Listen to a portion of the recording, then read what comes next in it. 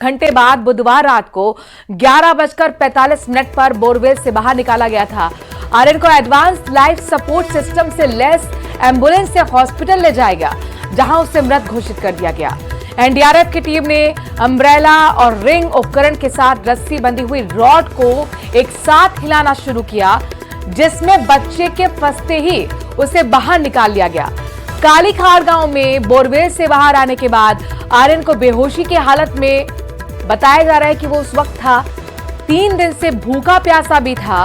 दौसा जिला हॉस्पिटल के डॉक्टर दीपक शर्मा ने बताया कि बच्चे को अस्पताल लाते ही ईसीजी समेत सभी जांच की गई, लेकिन उसकी सांसें थम चुकी थी।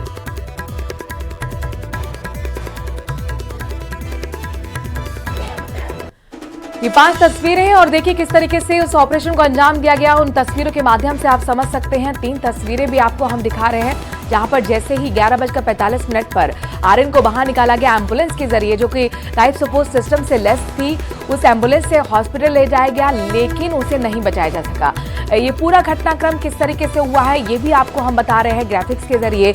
9 दिसंबर 2024 कालीखाड़ गांव में, यानी कि 3 दिन पहले 5 साल का आर्यन 150 फीट गहरे बोरवेल में गिर गया था। 25 अक्टूबर 2024 मंडावरी गांव में 150 फीट गहरे बोरवेल में गिरा किसान हेमराज, उसकी मौत हुई। कितने हादसे हो चुके हैं अभी हाल ही के वक्त में, वो भी आपको हम दिखा रहे हैं। तो ये दौसा जिले में बोरवेल हादसे लगातार बढ़े हैं। 18 सितंबर को भी 2024 में ही ढपुरिया गांव में 2 साल की नीरू 600 फीट गहरे बोरवेल में गिर गई थी, उसे बचाया गया। 8 अगस्त को भी 45 साल का किसान गिरा, जिसकी मौत हुई। और ये हादसे लगातार कई सवाल प्रशासन पर खड़े कर रहे हैं कि आखिरकार इन हादसों पर रोक लगाने के लिए इंतजाम क्यों नहीं किए जा रहे, क्यों गाइडलाइंस फॉलो नहीं हो रही हैं। बोरिंग से बाहर निकाल लिया है और हमारी जो एम्बुलेंस आपने देखी थी उनमें हमारे 2 पीडियाट्रिशियन थे। एक पीडियाट्रिशियन हमारे एचओडी है जो दौसा के अंदर, वो इसके अंदर थे। वो भी रास्ते में मेडिकल कंडीशन को एसेस कर रहे हैं। अभी जो है कि उसको एनडीआरएफ की टीम द्वारा, एसडीआरएफ की टीम द्वारा, हमारी जो लोकल टीम थी, सभी ने जो है उनको अभी निकाला है। बच्चा जो है करीब 150 फीट पे था। सबसे बड़ा चैलेंज ये था कि गहराई बहुत ज़्यादा थी और इसी कारण इस ऑपरेशन में टाइम लगा। अदरवाइज पहले जो दूसरे ऑपरेशंस में हमने करे हैं जो 35-40 फुट के, वो करीब 17-18 घंटे में कवर हो गए। लेकिन चूंकि इस बार जो है गहराई काफ़ी ज़्यादा थी और उसके कारण से ये सारा जो है टाइम लगा और बहुत सारे हमने प्रयास किए, वो कई प्रयास हमारे विफल भी रहे। हमारी एनडीआरएफ की टीम जो है प्रशासन के साथ तालमेल बना करके लगातार जो है उसको लॉक करने का प्रयास कर रही थी और उसके लिए पहले तो आखिर कब थमेंगे बोरवेल हादसे, ये अपने आप में बहुत बड़ा सवाल है। रेस्क्यू ऑपरेशन में इतनी देरी क्यों हुई, ये अपने आप में बड़ा सवाल। देखिए, यहां हादसे के दिन ही पायलिन अगर मशीन को बुलाया जाता, लगाई जाती, तो शायद बच्चे की जान बच सकती। तो हादसे के दिन ही पायलिंग मशीन क्यों नहीं लगाई गई, ये एक सवाल जरूर उठ रहा है। और देखिए, क्या प्रशासन को ऐसे हादसों से सबक नहीं लेना चाहिए, क्योंकि एक के बाद एक लगातार इस तरीके के घटनाक्रम बढ़ रहे हैं। दौसा में बोरवेल से निकलने की तकनीक पर आखिरकार काम कब होगा, क्योंकि इस तरीके के हादसे न सिर्फ दौसा में या राजस्थान में, बल्कि आपको याद होगा कि 2006 में प्रिंस जब बोरवेल में गिरा था, उसके बाद से लगातार होते आए हैं। लेकिन ऐसी तकनीक पर काम क्यों नहीं किया जा रहा कि सुरक्षित बच्चों को जल्द से जल्द बाहर निकाला जा सके, या कोई भी अगर बोरवेल में गिरा है उसे बाहर निकाला जा सके। तो आखिरकार जिंदगी की जंग हार गया मासूम। 56 घंटे रहने के बाद जब उसे बोरवेल से बाहर निकाला गया तो डॉक्टरों ने उसे मृत घोषित कर दिया गया। कई तरह की मशीनें बुलाई गई थी, जेसीबी, एलएनटी मशीन भी यूज की गई। उसके बाद रिंग जो है उससे फंसाकर निकालने की कोशिश की गई, वो असफल प्रयास हुए। अम्ब्रेल नुमा एक तकनीक इस्तेमाल की गई थी, वो भी फेल हुई। उसके बाद पायलिंग मशीन को बुलाया गया, लेकिन आखिरकार 56 घंटे की जंग के बाद जो रेस्क्यू ऑपरेशन चला वो अपने अंजाम तक नहीं पहुंच पाया। 9 दिसंबर 2024 में ऐसी ये घटना, जिसके कारण के बारे में हम बता रहे हैं। 5 महीने में 4 बोरवेल हादसे हो चुके हैं। 18 सितंबर को भी आपको बताएंगे 2 साल की बच्ची गिर गई थी।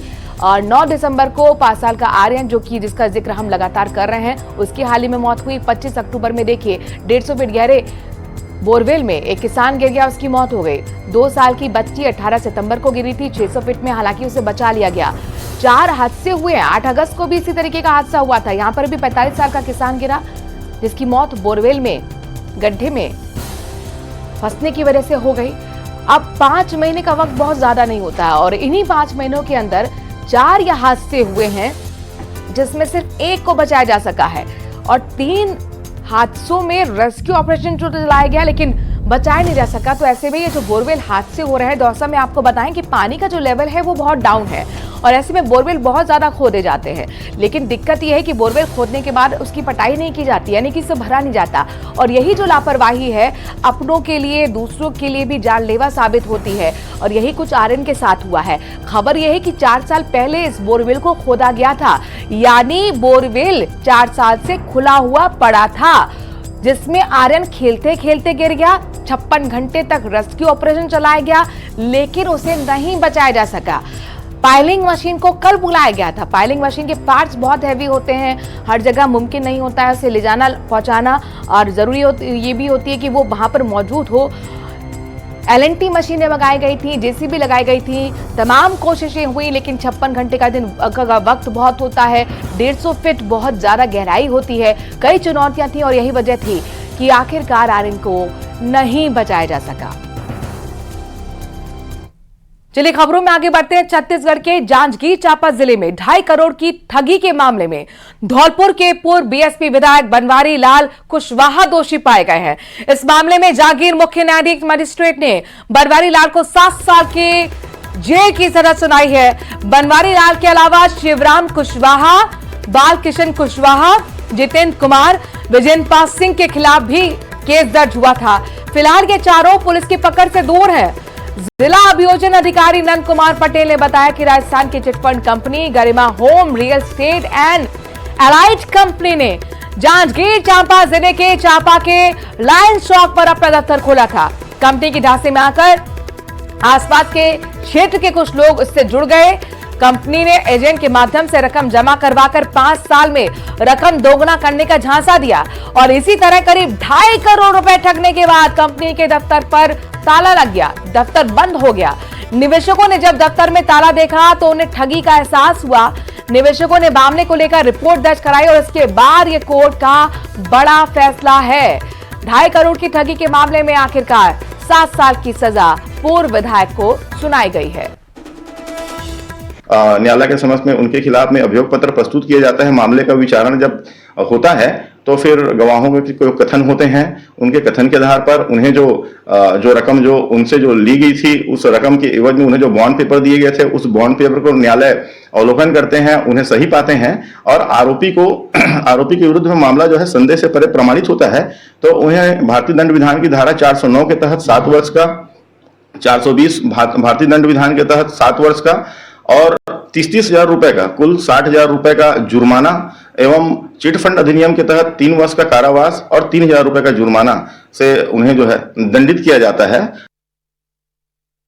मुख्यमंत्री बजला शर्मा के काफिले में टैक्सी कार के टकराने से हुए हादसे में ASI के जवान की मौत हो गई है। सीएम के काफिले में हुई चूक को गंभीरता से लेते हुए डीजीपी ने उच्च स्तरीय जांच के आदेश दे दिए हैं। मामले की जांच डीसीपी पूर्व तेजस्विनी गौतम करेंगी तो वहीं ASI सुरेंद्र सिंह की मृत्यु पर डीजीपी साहू ने दुख जताया है।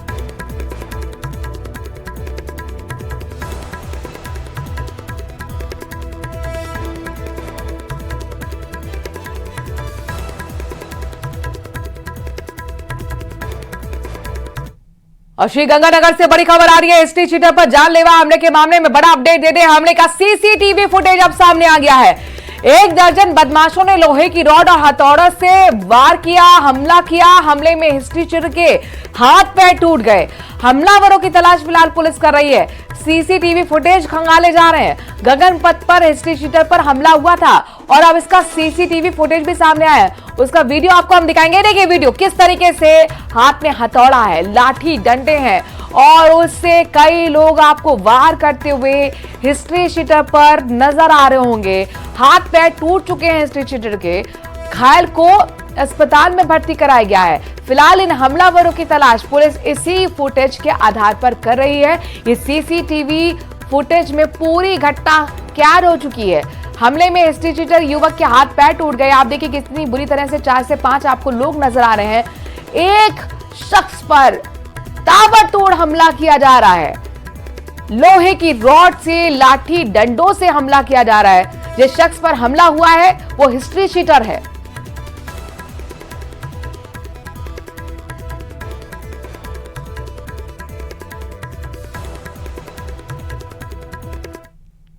उपचुनाव में 6 सीटों पर शिकस्त झेलने के बाद अब कांग्रेस में मंथन और संगठन को मजबूत बनाने की कवायद शुरू हो गई है।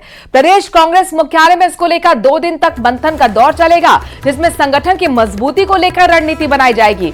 बूथ से लेकर ब्लॉक और जिलों में कांग्रेस के संगठन को मजबूत बनाने के लिए पदाधिकारियों को जिम्मेदारी दी जाएगी। कांग्रेस के प्रदेश अध्यक्ष गोविंद सिंह डोटासरा 16-17 दिसंबर को प्रदेश कांग्रेस कमेटी के पदाधिकारियों की अहम बैठक बुला चुके हैं। इस बैठक में कुछ बड़े फैसले होने की भी संभावना जताई जा रही है। बैठक में प्रदेश अध्यक्ष पदाधिकारियों को टास्क भी देंगे। प्रदेश कांग्रेस कमेटी के महासचिव और मीडिया प्रभारी स्वर्णिम चतुर्वेदी ने बताया कि 16-17 दिसंबर को प्रदेश कांग्रेस कमेटी की अहम बैठक होने जा रही है, जिसकी अध्यक्षता प्रदेश कांग्रेस के अध्यक्ष गोविंद सिंह डोटासरा करेंगे। इस बैठक में संगठन से जुड़े हुए कई अहम मुद्दों पर चर्चा की जाएगी। भविष्य की कार्य योजना पर भी बातचीत होगी। प्रदेश कांग्रेस कमेटी के अध्यक्ष गोविंद सिंह डोटासरा के अध्यक्षता में दिनांक 16 और 17 दिसंबर को प्रदेश कांग्रेस कमेटी के पदाधिकारियों की महत्वपूर्ण बैठक आयोजित होगी। बैठक में जो प्रदेश के प्रभारी पदाधिकारी हैं, जिलों के प्रभारी हैं, उनकी एक रिपोर्ट ली जाएगी और जो ग्रास रूट पर कांग्रेस कमेटियां हैं, ब्लॉक कांग्रेस कमेटियां हैं, मंडल कांग्रेस कमेटी हैं, बूथ कांग्रेस कमेटी हैं, इन सबका फीडबैक लिया जाएगा। कौन सक्रिय है, कौन निष्क्रिय है, कहाँ पे पद रिक्त हैं, इन सब पे चर्चा की जा करके इनको भरने का, इन पे पदस्थापन करने के निर्णय लिए जाएंगे। और दिनांक 16 और 17 को संगठन को आप मजबूती देने के लिए संगठन के आगामी कार्यक्रमों की रूपरेखा पर चर्चा होगी और महत्वपूर्ण जो है निर्णय इन मीटिंग्स में लिए। राजस्थान में कांग्रेस उपचुनाव में मिली हार के बाद में संगठन में तब्दीली के लिए तैयारी कर चुकी है। प्रदेश के अंदर ऐसे निष्क्रिय और जो पार्टी के तमाम तरह के टास्क में विफल रहे लोगों को जो कमेटियां हैं वहां से बाहर करने की तैयारियां की जा चुकी है। बहुत सी कमेटियों में ऐसा काम शुरू भी हो चुका है और आने वाले वक्त में उन लोगों को पार्टी से बाहर कर दिया जाएगा। फिलहाल प्रदेश स्तर की एक बड़ी बैठक 16 और 17 दिसंबर को जयपुर में आयोजित होगी, जिसमें आखिरी मौका दिया जाएगा ऐसे लोगों को टास्क देकर के जो लोग निष्क्रिय रहे हैं वो अगर खुद को साबित करने में कामयाब रहे तो पार्टी उन्हें फिर से मौका देगी, नहीं तो ज़्यादातर लोगों को बाहर का रास्ता दिखाया जाएगा। क्योंकि कांग्रेस को जिस तरह से उपचुनाव में हार मिली है उसे लेकर के दिल्ली में हाई कमान ने प्रदेश अध्यक्ष, नेता प्रतिपक्ष और प्रदेश प्रभारी के साथ में एक बड़ा मंथन किया था, जिसके बाद से तब्दीलियों का दौर शुरू हो चुका है। अब देखना यह है कि जिस तरीके से कांग्रेस दावा कर रही है कि आगे आने वाले वक्त में 2 महीने के अंदर कांग्रेस की तस्वीर बदली नजर आएगी, उसका कितना असर ग्राउंड जीरो पर नजर आता है। कैमरा पर्सन अविनाश के साथ में अरबाज अहमद, न्यूज़ 18 के लिए जयपुर से। चित्तौड़गढ़ के चंदेरिया कस्बे में 23 नवंबर को सोने मकान में हुए चोरी के मामले का पुलिस ने आखिरकार खुलासा कर दिया। इस मामले में पुलिस ने 3 आरोपियों की गिरफ्तारी की है। उनके कब्जे से सोने चांदी के गहने बरामद हुए हैं। गहनों की कीमत लगभग 6 लाख रुपए बताई जा रही है। पुलिस के मुताबिक चंदेरिया निवासी मकान मालिक 23 नवंबर को अपने परिवार के साथ मुंडन संस्कार में बाहर गए हुए थे। उसी रात को अज्ञात चोरों ने मकान का ताला तोड़ा, अंदर घुसे। चोरों ने सोने चांदी के जेवरात, नकदी चोरी कर ली। पुलिस ने केस दर्ज कर आगे की कार्रवाई शुरू कर दी है। टीम ने घटनास्थल और आसपास के इलाके के सीसीटीवी कैमरों के फुटेज चेक किए। चोरी और नकबजनी के मामलों में चालानशुदा आरोपियों से पूछताछ की गई। मिले फुटेज से तीनों पकड़े गए आरोपियों के हुलिया भी मैच होने पर उनसे पूछताछ कर गिरफ्तार किया गया है।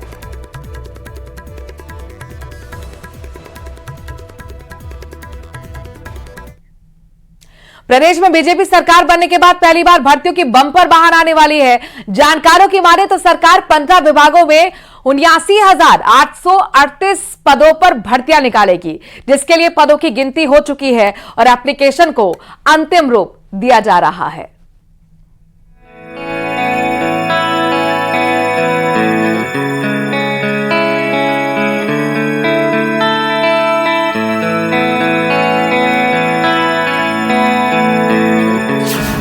प्रदेश में खुलने वाला है बम्पर भर्तियों का पिटारा।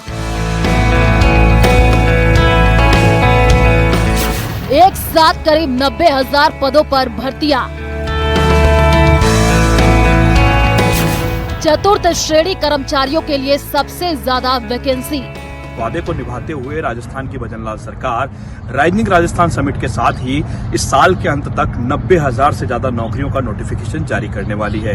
सबसे बड़ी बात यह है कि सभी विभागों से इसकी सूचनाएं मांगी गई है और राजस्थान कर्मचारी चयन बोर्ड इसकी तैयारी में जुट चुका है। इसके साथ साथ ही आरपीएससी को भी आने वाले समय में और नई अभ्यर्थनाएं भेजी जाएगी ताकि जो वादे सरकार में आने से पहले भारतीय जनता पार्टी ने किए थे उन वादों को पूरा किया जा सके और राजस्थान में जिस तरीके से पेपर लीक और तमाम तरह की घटनाओं को लेकर के पिछली कांग्रेस पर भाजपा की सरकार आक्रामक थी, उस पर अपने वादे पर खरे उतरते हुए युवाओं को नौकरी देने के सपने को पूरा किया जा सके।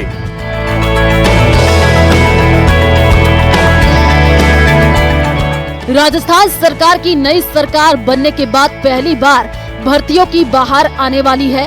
दरअसल राजस्थान सरकार 15 विभागों में लगभग 89,838 पदों पर भर्ती निकाली जाएगी। इस संबंध में कार्मिक विभाग द्वारा नोटिफिकेशन भी जारी किया जाएगा। हालांकि पदों की गणना हो चुकी है, जिसमें सबसे ज्यादा चतुर्थ श्रेणी के लिए बम्पर भर्तियां होंगी। 90,000 पदों में लगभग 52,000 पदों पर प्रदेश में चतुर्थ श्रेणी कर्मचारियों की भर्ती होगी, जिसके लिए प्रदेश के युवा ऑनलाइन अप्लाई कर सकेंगे। इसी महीने नोटिफिकेशन जारी होने की संभावना है। अलग अलग विभागों की भर्तियों के लिए कार्मिक विभाग ने लिस्ट तैयार कर ली है। और इस साल लगभग 1 लाख भर्तियां निकालेगी। 32,000 से अधिक पदों पर राजस्थान की सरकार नियुक्ति पत्र सौंप चुकी है और 15 विभागों में 90,000 पदों पर नियुक्ति की प्रक्रिया जारी है, जिनके नोटिफिकेशन भी शीघ्र जारी होंगे। चाहे 4th क्लास कर्मचारियों की भर्ती का मामला हो, जेल प्रहरी, लाइब्रेरियन, एनएचएम, वन प्रहरी, तमाम पदों पर नियुक्ति प्रक्रिया जारी है और इनके नोटिफिकेशन जारी होने के साथ साथ राजस्थान के युवाओं को यह भी विश्वास है कि इस बार जो परीक्षाएं होंगी वो निश्चित रूप से नकल माफिया और नकल ग्रोह से मुक्त होंगी, क्योंकि अभी तक जो राजस्थान की सरकार ने भर्तियां की हैं कहीं भी किसी तरीके की इस तरह की घटनाएं सामने नहीं आई हैं। हम निश्चित रूप से कह सकते हैं इन परीक्षाओं के माध्यम से, नियुक्ति प्रक्रियाओं के माध्यम से राजस्थान के युवाओं को राहत मिलेगी और राजस्थान के युवाओं का उज्जवल भविष्य होगा। अब तक अलग अलग विभागों ने 25,335 पदों पर भर्ती की एप्लीकेशन एजेंसियों को भेजी गई है। इसी तरह से 64,503 पदों पर भर्ती के लिए एप्लीकेशन की प्रक्रिया जारी है। इन एप्लीकेशन को मंजूरी मिलते ही ये संबंधित भर्ती एजेंसियों को भेजी जाएगी। बेरोजगारों का कहना है कि एक साथ इतनी बड़ी संख्या में भर्तियां आने से उन्हें बड़ी राहत मिलेगी। सरकार की ओर से कहा गया था कि हर वर्ष 1 लाख भर्तियां करेंगे। अभी तक एक भी अभ्यर्थी उन्होंने निकाली नहीं है इस तरह की बड़ी भर्ती की। तो भारतीय जनता पार्टी की सरकार युवाओं को भ्रमित करना बंद करे और युवाओं के रोजगार की व्यवस्था करे। जो प्रक्रियाधीन भर्तियां हैं उनको पूर्ण करे और खाली पदों पर युवाओं को भर्ती करके उनको रोजगार देने का कार्य करे, न कि सिर्फ घोषणा करते हुए और यू टर्न लेने का जो कार्य अब तक किया है इससे बचे।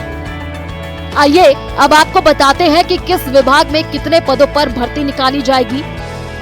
चतुर्थ श्रेणी के लिए 52,453 पद, वाहन चालक के लिए 2,400 पद, वरिष्ठ वैज्ञानिक अधिकारी के लिए 14 पद, वरिष्ठ अध्यापक के 2,129 पद, आयुर्वेद नर्स कंपाउंडर के 745 पद, डेयरी में अलग अलग तरह के 505 पद, चिकित्सा शिक्षा में सहायक आचार्य के 312 पद, चिकित्सा विभाग में अलग अलग कैडर के 5,090 पद, जल जीवन मिशन में टेक्निकल एक्सपर्ट के स्थायी 855 पद।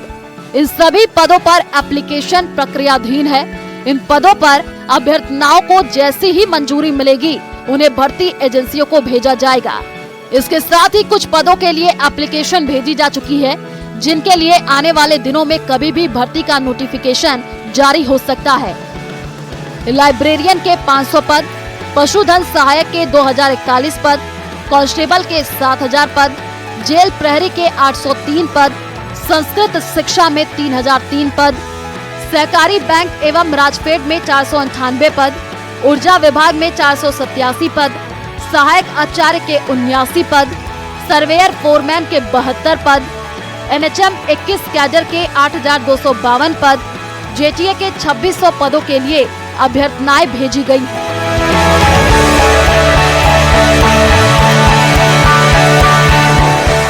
सत्ता में आने से पहले राजस्थान की भारतीय जनता पार्टी की सरकार ने ये वादा किया था कि युवाओं को रोजगार देंगे और बेरोजगारी पर चोट मारेंगे।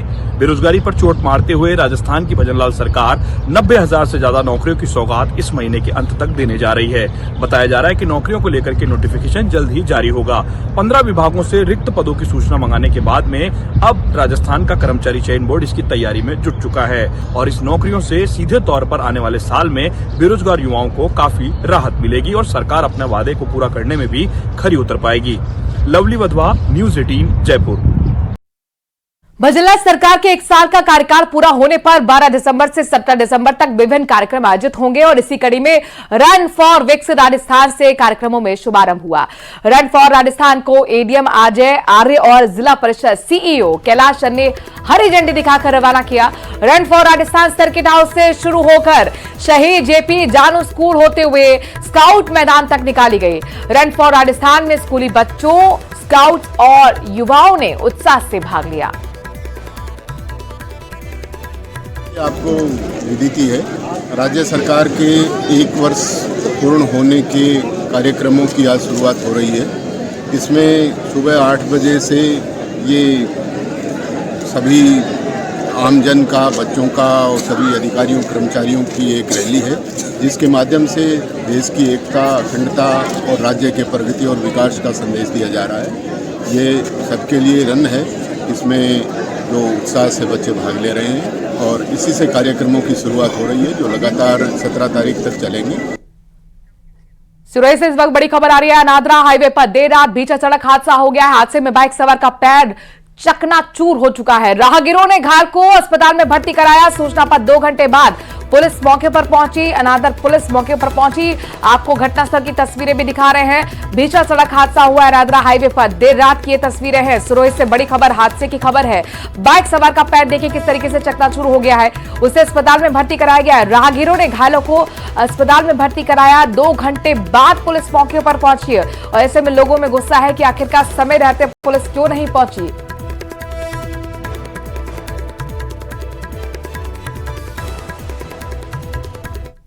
चित्तौड़गढ़ जिले की गंगरार थाना पुलिस ने नशा तस्करों के खिलाफ बड़ी कार्रवाई की है।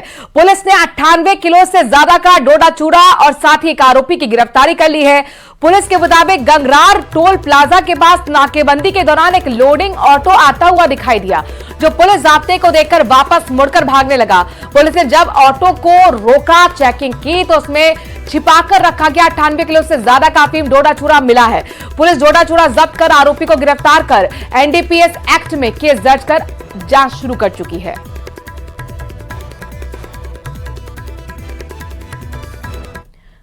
और इसी के साथ एक छोटे से ब्रेक के लिए यहां पर रुक रहे हैं। आगे देखिए स्पेशल रिपोर्ट।